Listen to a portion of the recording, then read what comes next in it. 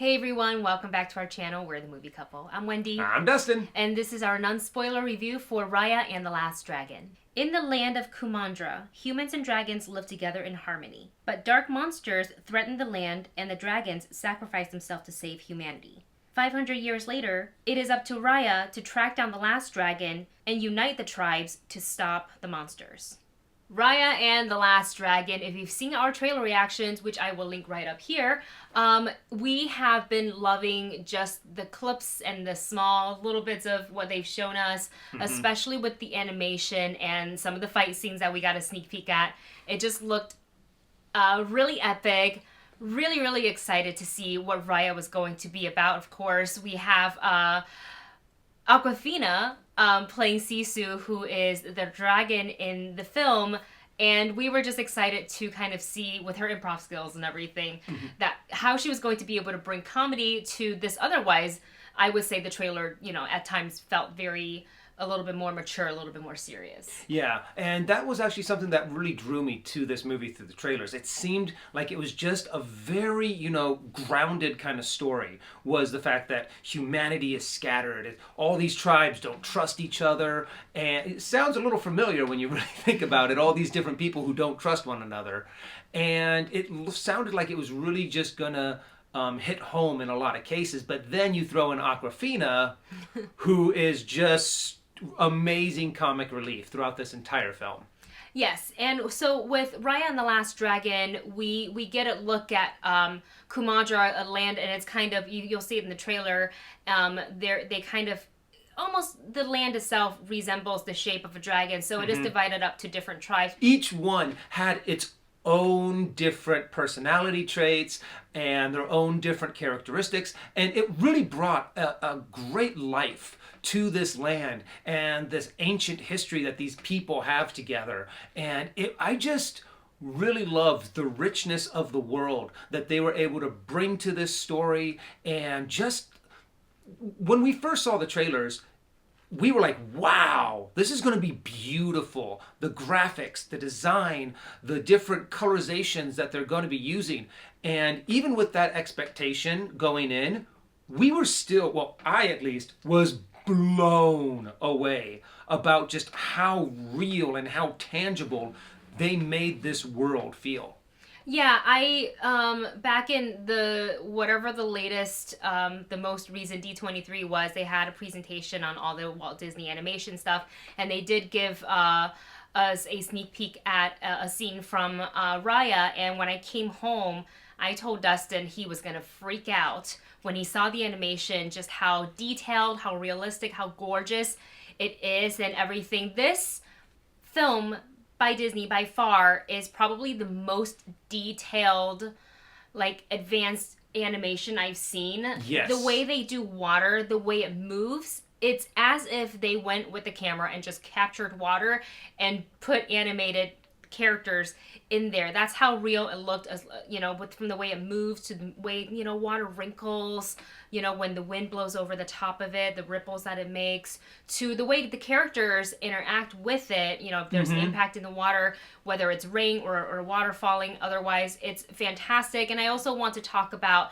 the color that they used for this film, especially in the opening. It is very colorful. It has a lot of the patterns. Everything is very inspired by the Southeast Asian culture. So the color, the food, the floating markets, a lot of it is the language. I'm trying to think what else. But it's all in this film, and I love the way they showcased the costumes. That's the other one. Oh, yeah, And the the costume weapons. design is amazing in this. Yeah, and again, with the details for the animation, all the texture and everything. And what I really like that each tribe kind of really, like you said, had their own personality, if you will, and each tribe kind of showcased that. And what I really liked about, and you said this, was that the tribes became divided because there was a lack of trust, especially now there is just one last dragon left, and currently this dragon gem that held the power of the last dragon was kind of in the possession of the Heart tribe, and they kind of watch over it, the guardians over it, but the tribes were kind of thinking, well, why do they have it and their land is thriving because they have the gem, and that wasn't the case. So that's kind of where the conflict, in a way, there's other factors, but that's kind of where it's part of the problem. And I like seeing that with this film, how as Raya, she grows up, as these events unfold, the people that she meets, and the journey that not only Raya goes on, but the journey of each of these characters. And one of the things I will say, because I love this film so much, like I really have to nitpick at it in order for me to find some of the things that I didn't like, because keep in mind, while the theming at times for this film, especially with the fight scenes, does seem a little bit more adult, which we will get to the fight scenes in just a bit, but there are still moments that remind you, like, yes, there is a lot on the line here, and like these two characters are about to throw down, but they will also remind you, put in a heartfelt moment or a funny moment to remind you this is for the whole family, kids are watching this, so I really enjoyed kind of seeing each characters and their journey. So one of the things I will say is that the movie clocks at about, I think, just a little over an hour and a half. It's either a little under or a little over. I would have been totally okay if this movie hit 145 to 2 hours, because I would have loved to see some of these other characters get a little bit more fleshed out. I felt like there's one particular tribe that they go to that I felt like even though the character journeyed with them, that we didn't spend enough time exploring this one specific tribe. So I would have loved to see a little bit more of that, a little bit more of various lures and things like that for them to explore. But other than that small nitpick, that's really my only complaint about the film. Now, even though the movie is only an hour and a half, they really do cram a lot into that hour and a half. And I think even though they were throwing so much at you, the pacing of this movie was done very well. So there were really no lulls, there's no boring parts of the movie. They really made it so you had this mission, you were going on it, you add more characters, you move forward, you find some other characters you add on in, and the way that it constantly just builds on top of each other really keeps you engaged for a long time. And each character really does add their very own wonderful dynamic throughout the entire movie. And honestly, that is something true that I would have liked to see more of, to see a little bit more camaraderie between the two, because one of the big themes running throughout this entire movie is the issue of trust. How can we trust each other when we've been at war for so long? How can we work together when the only way to be able to solve this problem is if we work together? And Raya's going down one path of no, this is the way that we have to do it, but then Sisu is like, no, what are you doing? The reason why they even said it in the trailer, the reason why it's broken is because you don't trust anyone. And it's just a wonderful dynamic and a wonderful learning for kind of both characters to go on this journey and trying to be like, well, no. The real way to do this is by joining together. And you see how each character kind of adds to this, well, now I trust you, but I kind of don't trust you. And you see that struggle between each character. And there was one moment when they all kind of get mad for like not revealing this one thing. Right. And I was kind of like, well, yeah, because none of you trust each other. Yeah. What am I supposed to do with this? And I was like, well, you did this and you did... Well, you were really cool. You're the one person who's been really nice this entire time. Right. And I'm just There's a bit of finger pointing and misunderstanding that will play out as you watch the film. Mm-hmm. And I just loved the dynamic and the way that they kept on punching home on this trust theme. And let's talk about one of our favorite things, aside from like the animation and the story, of course, but one of our favorite things that we got to see in this film that I don't feel like Disney animation have done too much in the past in the ways of animation, like the 2D animation, because I know we've seen some, battle in Mulan and whatnot in the animated one. Yeah. But Raya and the Last Dragon's got some kick-ass fight scenes in it when she faces off against her nemesis Namari, voiced by Gemma Chen, who I love. But the fighting style is very unique. There's different forms, so just because they have a weapon doesn't mean they always are using that weapon.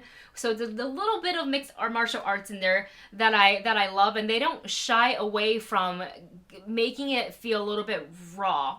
As in, our hero is not going to take any punches and nothing. Well, she's godlike and she's never gonna, take a hit. It's pretty cool to see the characters duel it out and the way they move and kind of how smart they are in their movements. That it is known that they're both trained, experienced fighters. So kind of using that and the emotion that goes into each of the fights, a little bit different motivation for some of the fights that we got to see in this film. So you, as the audience member, I really felt the motivation and the emotion going in to these fights, and I loved it. We in fact rewound it and went back and was like, we need to watch that scene again because it was that good. Yeah.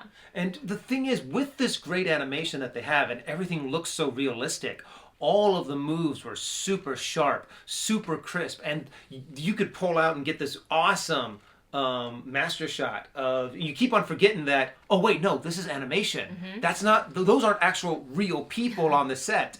And that is where, what is it called? One of the problems that I did have every now and again with this film is that it hit that uncanny valley sometimes dead on, to where you're like, wow, look, so what is that? To where it has that, it looks so real, but your brain is just going, there's something wrong with this. Yeah. And it's like we're looking at a human, the rest of them is human, but the face is animated. Yeah, I kind of had the analogy of, you know how on some Disneyland rides they have like the animatronics, but then they have that animated face to them. So it's kind of like, imagine the most amazing animatronics that you've ever seen, but it still has kind of like that cartoon face on it, to where you're just a little taken aback by it. So, and after a while I did get used to it, and I think I want to watch it again to see if I pick up on those moments. But the movements that they had, even when they're just sitting down talking,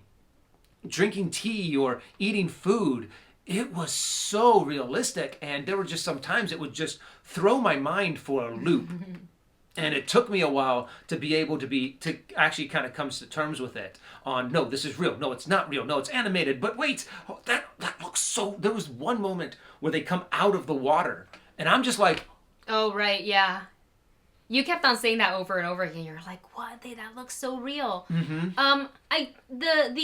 Uncanny Valley thing wasn't really a thing for me. Like, Yeah, it didn't seem to bother you. It didn't seem to bother me, except for one scene with the con baby. Just one quick clip of her, just the movement, and I was like, that was really it for me. But other than that, it didn't really bother me. But I can see why, because it's so detailed. Like this is like top notch animation as far as like how advanced it has become, and it just keeps getting better. And some of these characters, like the con baby that you saw in the trailers, will steal your heart in certain scenes, and I wish they would have just played with that a little bit more, given us a little bit more of that character dynamic. I think they gave us a few scenes, and two other characters, Boone and Ton. Boone is the boy that's like running his own little boat, and I love the dynamics between him and the con baby. And then when Tong comes in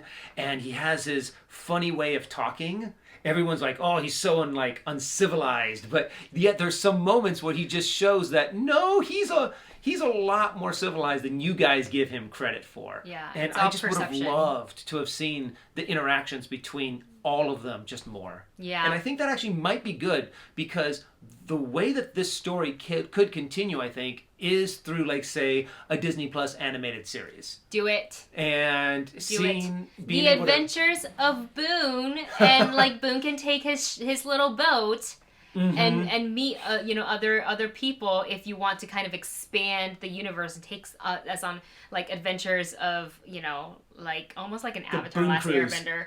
Yeah. Yeah. So I can see something like that working for out of the movie, how they can expand and let us explore the land of Kumandra. Okay, so should we go ahead and give our rating for the film? Oh yeah. Okay. Do you want to go first? Yeah, sure. So we're going to rate this, and you'll see our movie rating below this video in the description box. And we usually rate movies as if we had seen them in theaters. Obviously, we're seeing Raya and the Last Dragon from our homes because theaters aren't open currently. But I would give this see it opening night. And I know this is already like just the beginning of the year. We're only in March, but this I already know is one of my top 5, top 10 favorite film of 2021 already. Yep, I'm right there with you. I thought this was very much a catch it opening night because, I mean, honestly, when this comes out, if we get a chance to see it in the theaters, I want to see it on that big screen and to be able to see the details. And this is like one of those movies that I wouldn't mind being a little bit closer to that screen because the fact that the textures, the buildings, the weathering, the dust, and even on the clothing, you could see like some of the wear and tear and even like the pilling of the fabrics. And I'm just like, the detail is insane. The detail is insane. Definitely catch it opening night. And I also want to shout out the short that was shown before the film, and it's called Us Again. This is a film based on dance. They tell the story through dance and movement, and there is no dialogue, so just music and movement, and it is beautiful, and it made us both tear up. It's so good. Go ahead and so if you're watching Raya and the Last Dragon, don't forget to also check out Us Again. Yes, and I mean, I loved what they did with it too. Is the fact that there was no dialogue, but there was still a language that was spoken between all of the characters through dance. And if you get a chance, watch it. It is well worth it. Well, you guys, that's it for the non-spoiler review of Raya and the Last Dragon. We really hope you check it out. It's a fantastic movie. Thank you so much for watching. If you enjoyed this review, don't forget to subscribe to this channel for more videos just like this one. Go ahead and hit that thumbs up button. Really helps us out a lot here on YouTube. Thank you so much for watching, and we will see you in the next one. Bye.